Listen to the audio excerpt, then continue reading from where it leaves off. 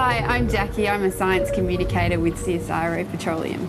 To start with, I was planning to have a career in science, but once I realised that science communication was a career possibility, there was no turning back. I just realised that sitting in a lab looking down a microscope was not the job for me. I ended up being quite good at science at school and moved into doing a science degree at UWA. And there I completed a double major in biochemistry and microbiology. And after I finished uni, I decided to take a year off before I went back and did my honours and started working at SciTech. We had a big red bus that we used to travel all across the state and deliver science shows to kids out in regional and rural areas, which was great fun. Everyone was really enthusiastic about science and about educating and inspiring the public of Western Australia to get into science.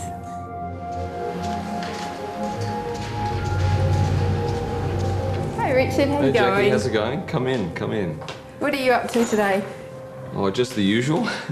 Having a look at some rocks under the microscope. What are these bits here?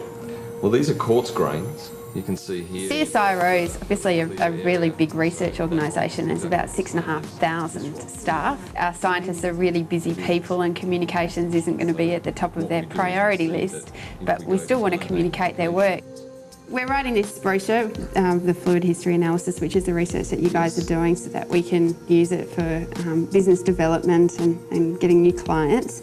What kind of benefits are they going to get out of using your services or using the fluid inclusions analysis? When they drill an exploration well, sometimes $50 million, yeah. If they only find water, they need to really work out the reasons why they need to do that. Right. It's important for me to show them that I'm there to support them and to help them out in any way that I can to get the messages across. Okay. Yeah. Gosh, that's amazing. So have a go. It's pretty dark, isn't it? Yeah, it's pretty thick and gooey stuff. I really hated writing essays at school. It was just the worst thing in the world. So I thought if I did a science degree, I'd be, not having to write essays and exams. And here I am spending 50% of my time writing. So it's funny how the tables have turned. But now that I'm writing something that I'm interested in, it actually seems like a much easier task and a much more enjoyable task as well. It is a lot of work. It can take hours and hours and days of work, and I've actually just been working on a CSIRO submission about CSIRO's involvement in the Esperance lead case. Kind of have to be a little bit like a forensic examiner, I guess, go around and find all the information and the evidence, talk to the scientists and the managers, also talking to the legal team as well. Even though it's only a couple of pages, this probably took 2 or 3 weeks to put together. Yeah, hard work. What we'll do is we'll set your laptop up here. Okay. And I'll show you how that works. We'll get that organised. All right. I think once you fire up... This takes a little while. It's going to be a challenge not to trip over it, knowing my track record. I was recently asked to go and give a guest lecture at the UWA Science Communication course, sharing some of the tips that I've learned along the way about communicating science. How I got where I am. One of the challenges is that a lot of scientists don't really want to communicate their work. So one of the things that we need to do is talk to them about how valuable their work is and how important it is to communicate it. People are really interested in what's going on with energy, particularly carbon dioxide sequestration, peak oil, when is our oil going to run out? And it is a very complex industry.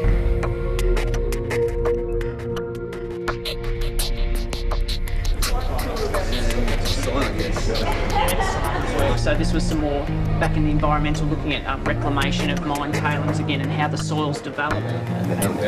Yeah, no. You can't see that, but I can imagine it's a taken above the ground, usually by aircraft. Hey, Jackie. Nice to meet you. Yeah, thanks for coming along tonight. Has it gone well? Yeah. Well, tonight we have an open night for the Australian Resources Research Centre, so we're opening our doors to science teachers.